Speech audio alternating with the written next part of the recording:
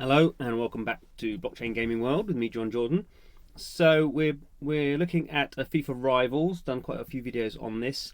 There's been a few updates to the app. One nice thing here, a useful thing, as we look at my player collection, is now we can clearly see what are NFTs and what are not NFTs. Well, I hope you can clearly see. So we can see the players with the sort of the flaming background are NFTs. So if we look here, we know it's an NFT because it's got it says talent tree. That's how you level up the NFTs. And if we look at the non-NFTs, we just have the sort of standard sort of level up and discard options. So as you can see, just a sort of reminder, I mean, NFTs, these are all ones I bought from the Mythical Marketplace. I mean, they're not necessarily expensive. They can be expensive.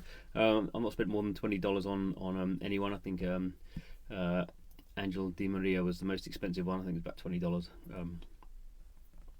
And you see, it'll see pretty difficult to see.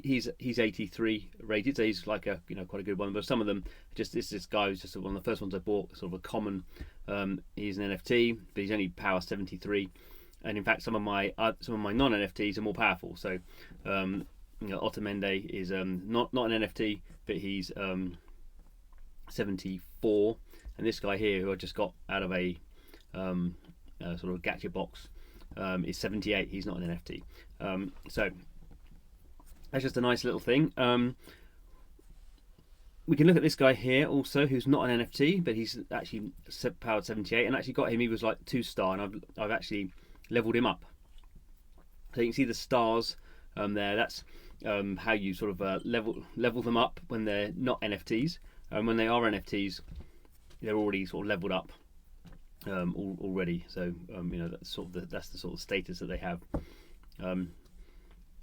But when they're not NFTs, you level them up, and then you can see it says transform 25. So if you look at the top of the screen, I've only got 10 of those. I think they call them mint tokens or something like that. Effectively, what you can do is mint this as an NFT.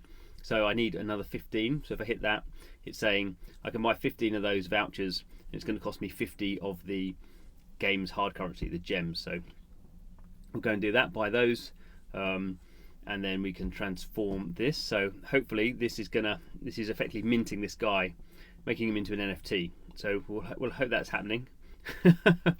And there we go. I've unlocked something there, and now you can see he's now had this sort of these dots, these squares coming off him, and we can see here he now has a talent tree. Talent tree is, let's say, a way in which you level up the NFT characters, and you do that by getting these. There's another whole XP system, and it sort of depends on the characters. So this guy's from South America, so he's got a culture of South America one. He's a tactician, and a rivalry one. I mean, it's a little bit abstract, but if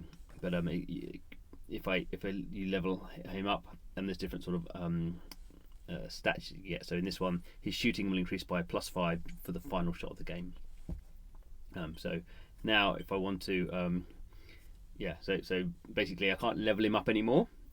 His level up process now goes through this sort of talent XP system, and now we go back here. We can see he's now shiny. So there's only two I need to replace.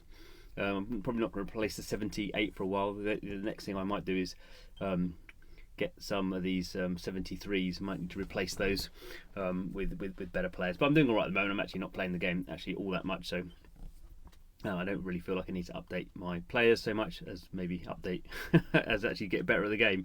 I'm not very good at the game at the moment. So because I did that minting, I got some extra rewards. I don't think I can unlock anything on this tech tree yet. No, I need to do some more. So anyway, so that's the minting process. You do have to spend time and sort of in-game assets leveling up your non-NFTs, but then it just happens sort of very quickly, and obviously it doesn't mention the NFTs anywhere in the game, but that's what's happened. Okay, thanks for watching. See you again soon.